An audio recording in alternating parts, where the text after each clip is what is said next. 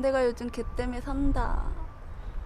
Film diawali dengan memperlihatkan dua mama muda yang sedang ngerumpi.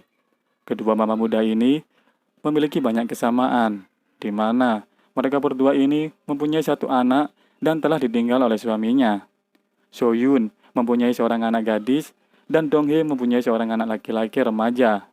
Sementara itu, Mama Soyun yang mempunyai tato di dada menceritakan bahwa dirinya sangat sulit untuk mendapatkan klimaks saat bercinta.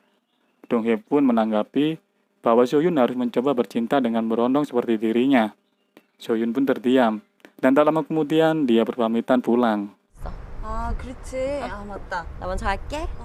연락해. 안녕. 가.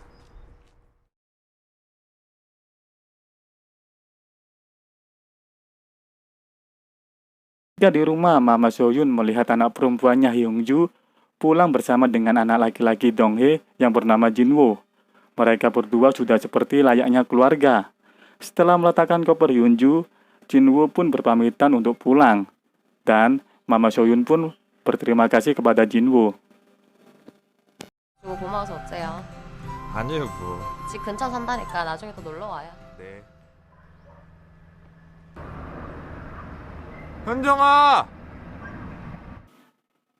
Ketika pagi hari, Jinwoo berteriak memanggil Hyunju dari luar rumah.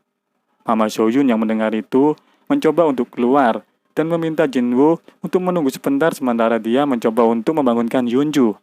Namun, Hyunju masih tertidur pulas. Mama Soyun pun menyuruh Jinwoo agar menunggunya di dalam rumah saja.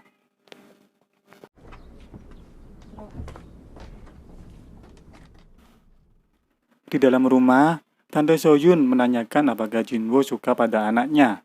Belum sempat menjawab, Hyunju pun turun dari kamarnya. Dia merasa terganggu karena mendengar suara Jinwoo yang berteriak. Padahal, di hari itu, mereka berdua sudah ada janji untuk pergi bersama. Hyunju pun pagi itu malah menghukum Jinwoo untuk menyapu halaman rumah. Sementara dia malah keluar sama pria lain.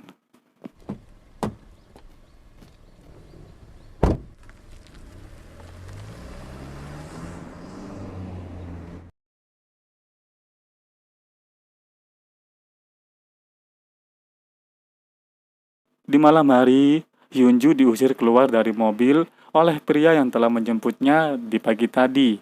Seakan Hyunju kini mendapatkan karma balasan karena telah menghukum Jinwoo. Malam itu, Hyunju mencoba untuk menelpon Jinwoo, meminta pertolongan agar Jinwoo mau menjemput dirinya.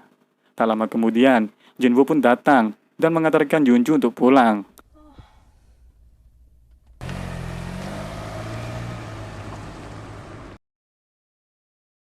Sesampainya di depan rumah, Hyunju ternyata tertidur. Jinwoo kala itu mencoba untuk menciumnya, namun Hyunju terbangun. Bukannya marah, Hyunju pun meminta Jinwoo untuk melanjutkannya. Dan mereka berdua melakukan mantap-mantap di dalam mobil dengan sangat nikmat.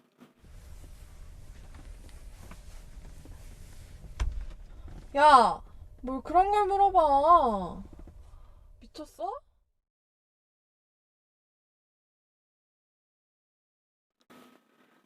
Di keesokan hari, Jinwoo datang ke rumah Hyunju dengan keadaan mabuk berat. Tante Soyun yang melihat saat itu segera membantu Jinwoo untuk mengantarkannya ke kamar. Ketika di dalam kamar, Jinwoo yang kala itu mau istirahat, dia melihat Hyunju di depan matanya. Padahal itu adalah Tante Soyun. Akhirnya, Jinwoo dengan tidak sadar mengajak Tante Soyun untuk mantap-mantap. Dan mereka berdua sangat menikmati. Di sore hari ketika Jinwoo bangun dari tidurnya, dia sedikit kaget karena berada di rumah Hyunju. Dengan ingatan yang tersisa, Jinwoo baru sadar bahwa yang dia gencet tadi bukan Hyunju, melainkan ibunya, Tante Soyun. Jinwoo pun akhirnya keluar dari rumah itu dengan muka sedikit ketakutan. Padahal, dia sudah dapat promo buy one get one.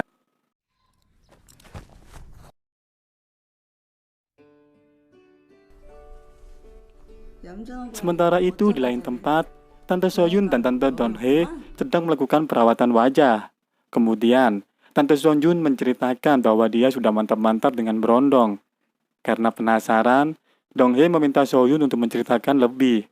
Di sana, Donghae belum tahu bahwa berondong yang dimaksud oleh Soyun adalah anaknya sendiri. 그럼 이제부터 내가 시키는 대로 해. 콜? 콜. 내가 다 가르쳐줄게. Di keesokan hari di dalam kafe, Jinwoo meminta maaf kepada Tante Soyun karena ulahnya kemarin.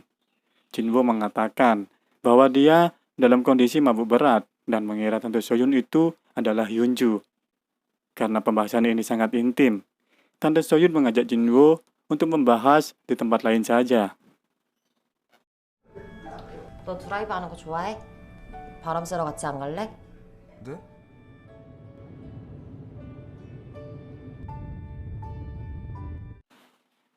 Akhirnya mereka berdua pergi ke tempat seperti lumpur lapindo.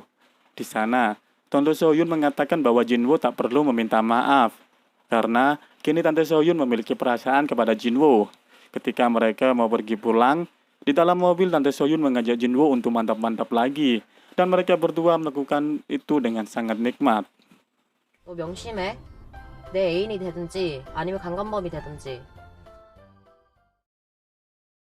Waktu di sore hari, Tante Donghye mengajak Soyun untuk minum teh di teras rumahnya. Donghye meminta kepada Soyun untuk memperkenalkan berondongnya. Namun Soyun di sana tidak menjawab lalu pergi.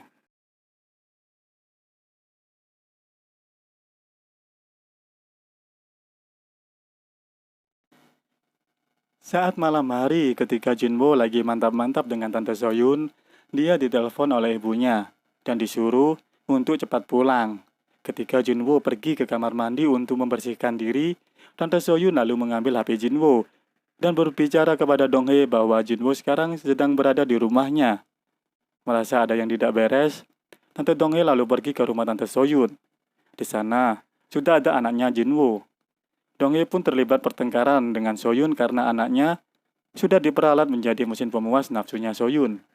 Tak lama kemudian, Hyunju pun datang. Dia meredam pertengkaran itu. 진영아 잤어? 진짜? 이게 무슨 소리야 대체?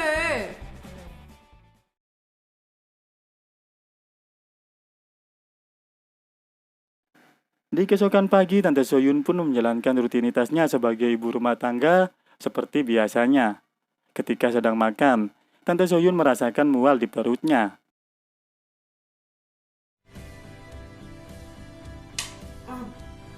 Tante Soyun lalu mengambil sebuah kalender dan melihat bahwa tanggal itu seharusnya dia mengalami datang bulan. Tante Soyun lalu menelpon Jinwoo untuk menemuinya di halaman rumah.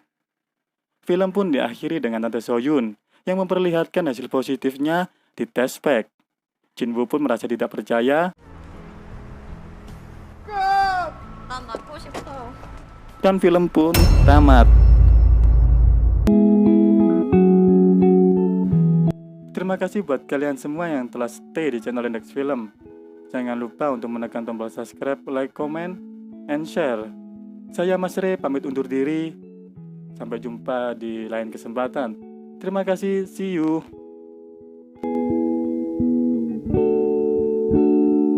It's so cold outside. I'm alone.